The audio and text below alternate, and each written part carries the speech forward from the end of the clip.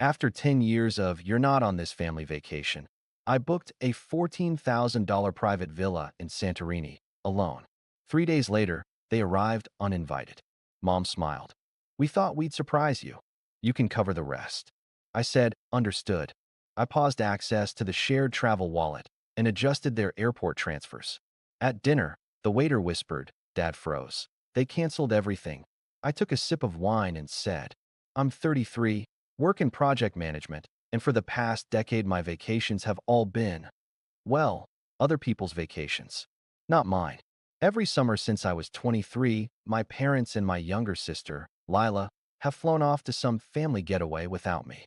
No matter how much I asked, hinted, or offered to help plan, the answer was always a variation of, "It's just not going to work this year.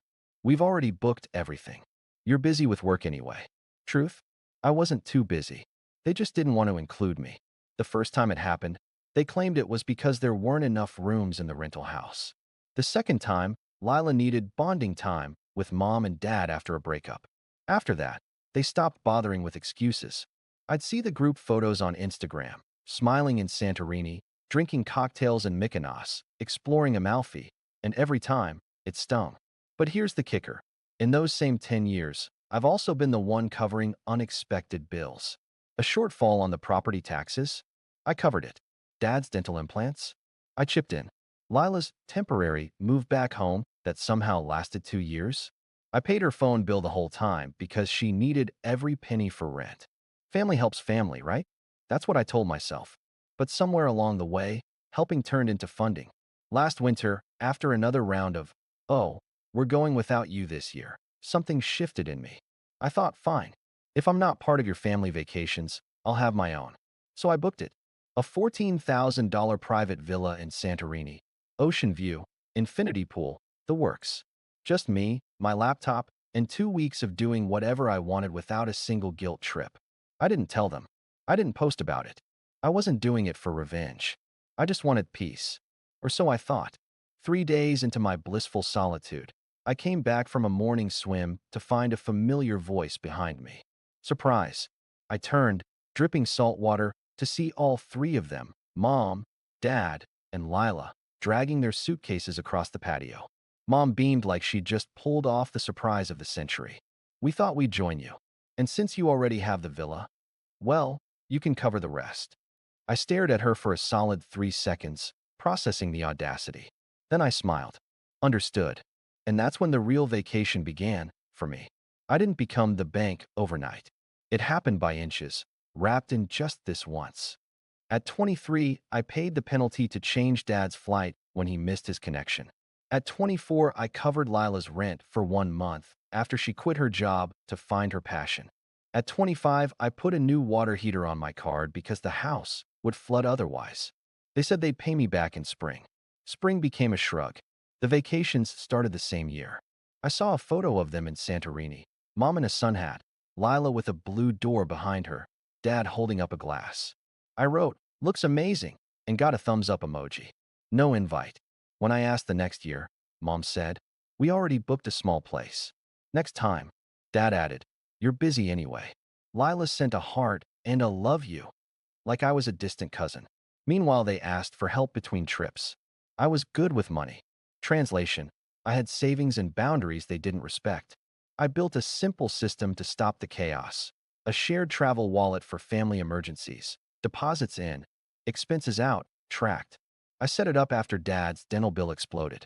I invited all three, explained the rules on a call. Transparent, equal, no surprises. They loved it when it funded their surprises. In year 3 of the "You're Not Invited" tradition, Lila messaged, "Wallet short by $600. Can you top it off? I'll Venmo Friday." Friday became Monday. Monday became "Work is weird." I covered it to keep the balance stable. She never paid. I started labeling each debit with a name and reason. The spreadsheet made me feel less crazy. It showed exactly what I already knew. The inflow was mostly me. The outflow was mostly them. I tried saying no. Mom cried. "We're not asking for luxuries. It's just transfers and fees." Dad sighed heavy. "I hate this money talk. We're family." Lila sent a voice note. "You're making it transactional." I stared at the ledger where my name was the transaction.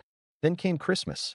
They canceled the big dinner due to budget, but I found photos later. Everyone at the table except me. Lila texted, "It was last minute. Don't be weird." I told myself I'd stop helping. 2 weeks later, Dad called about property taxes. My hand still moved to the card. I kept waiting for one of them to notice the pattern. They noticed the card number. Last year, Mom floated a big redemption trip idea. What if we all do Greece next summer? Family healing. I said yes, thinking maybe the tide was turning. I laid ground rules.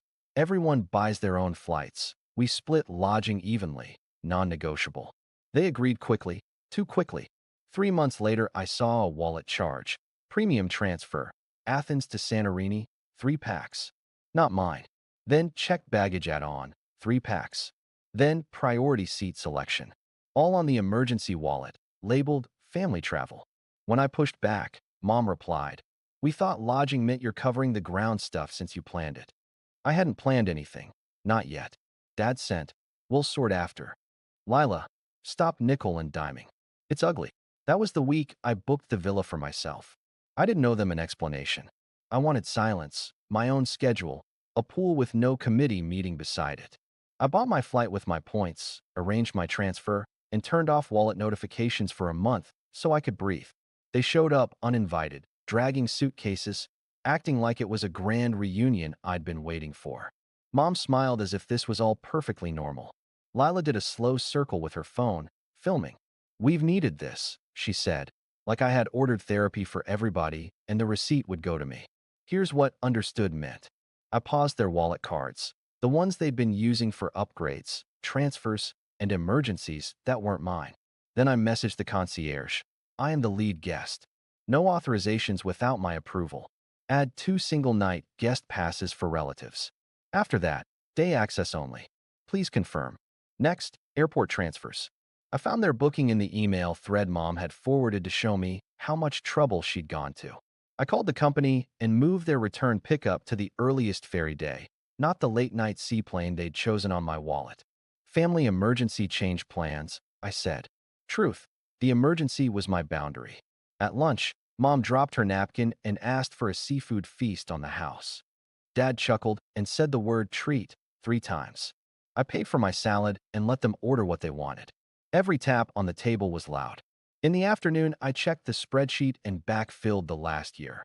Luggage fees, cabin upgrades, lounge passes, an airport hotel due to fatigue, 3 clothing purchases tagged urgent weather, 2 spa days labeled Lila's anxiety. My total out, $9,870.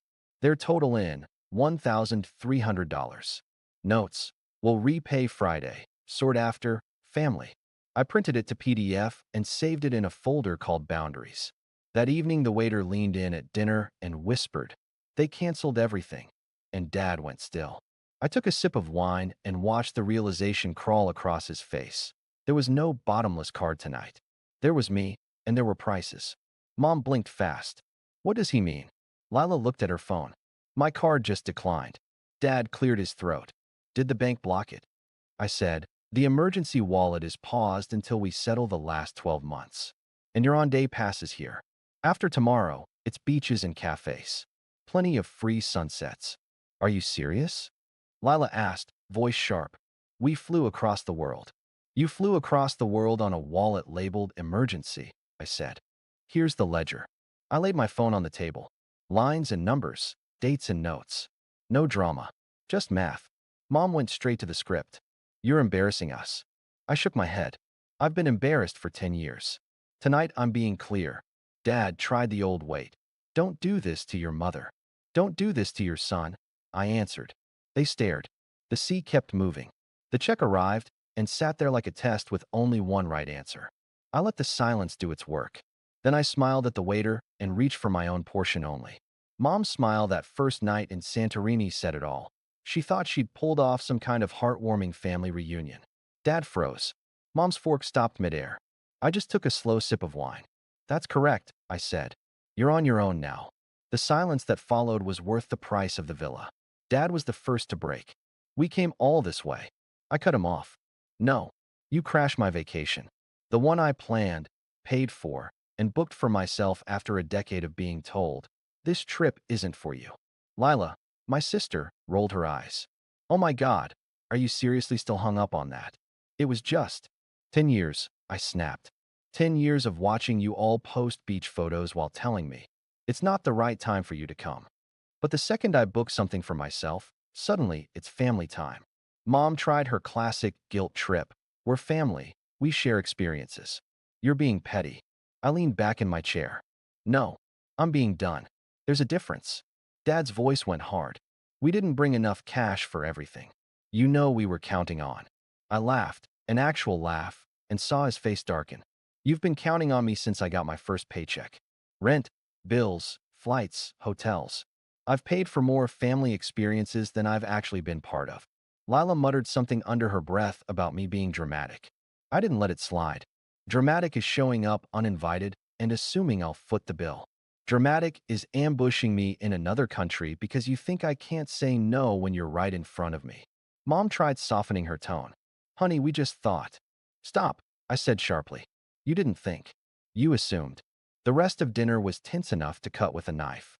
Every time the waiter passed, Dad would ask about the booking issue, and I'd smile and say, resolved for me. Afterward, I walked back to the villa ahead of them, locked my suite, and poured myself another glass of wine. I could hear them arguing outside, Dad angry, Mom defensive, Lila insisting they should just put it all on my card, since it's easier. That night, I sent them a message in the family group chat. I'm leaving the villa tomorrow morning. You're welcome to keep it for the remaining nights, at your expense. Good luck. The typing bubbles appeared instantly. Mom, you're overreacting. Lila, wow? Selfish much? Dad, we'll talk in the morning. I muted the chat. The next day, I checked into a smaller hotel on the other side of the island. Alone, I spent the day swimming, eating seafood, and not thinking about whether they'd figure out how to pay for their surprise trip. By the time they called again, their tone had shifted from entitled to panicked. Apparently, the villa wanted full payment up front for the remaining days. Their cards were having issues, and the driver they tried to book wanted triple the normal rate for last-minute transfers. I told them the same thing I'd been told for 10 years. Sorry, this trip isn't for you. Then I hung up. They didn't last 3 days in the villa without my card. Day 1, they tried to bluff the concierge. Day 2, Dad called me with that fake friendly tone and said the system made a mistake. Day 3, Lila texted 12 times in a row. Screenshots of declines, dramatic sigh emojis. Then, we're leaving early. Are you happy now? I answered once. Safe travels. I stayed. I swam in the morning, answered a few work emails after lunch, and let my phone live on Do Not Disturb. When I finally flew home, I didn't tell anyone my arrival time. I unlocked my apartment, set down my bag, opened a window, and stood there. No crisis. Nobody tugging the rope I'd worn around my neck. The next week was loud anyway. Mom posted a family-leaning caption about rough trips teaching grace. Lila uploaded a reel about being let down by people you love. Dad called to say I'd humiliated him. I didn't engage online, and I didn't defend myself to their audience. I sent a single email to all three: the ledger, the totals, the repayment plan, and a simple line: I will not fund you.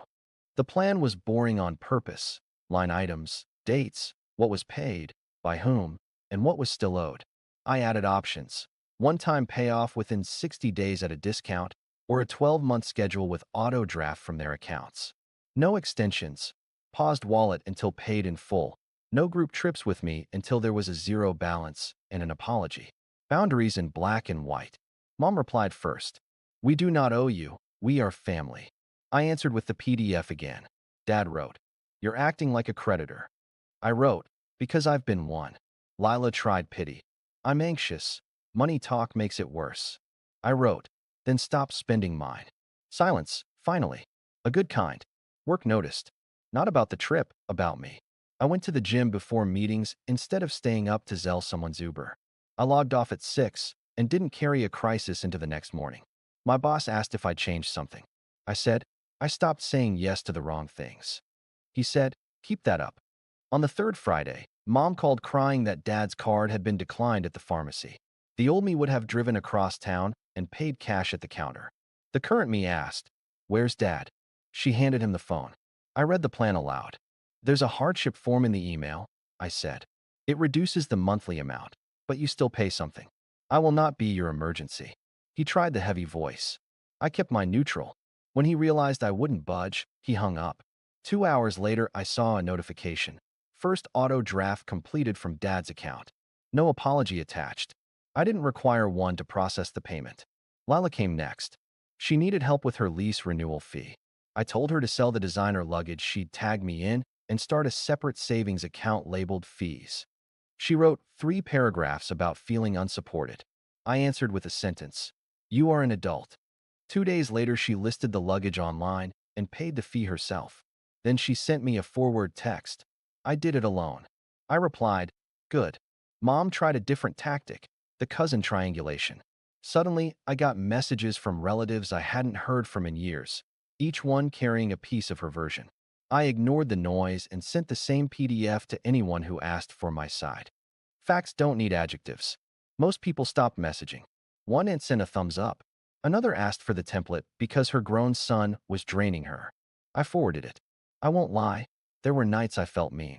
The old reflex flared. Fix it, keep the peace, pay now and argue later. I went for walks instead of opening my banking app. I cooked. I slept. I met friends who'd been patient with my previous cancellations. One of them said, it's weird seeing you relaxed. I said, I didn't know it was allowed. Month 2, Lila paid her first installment. She included a single line, I hate this. I wrote back, me too. See you when it's 0. She didn't respond, but she didn't stop paying. Mom sent a box with a scarf from Greece and a note. Family is messy, but love wins. I put the scarf back in the box and set it in my closet. Love without respect is debt. Dad stalled in month 3. I paused the plan after the grace period and sent the notice I'd warned about. Late fee applied. Card access remains locked. He called, angry, then quieter. Things are tight.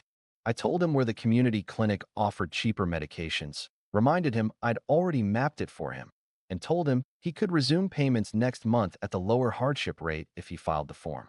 He did. He hates forms. He still did it. Meanwhile, I built a new routine. Sunday for hikes. Thursday dinner with people who know how to split a check without drama.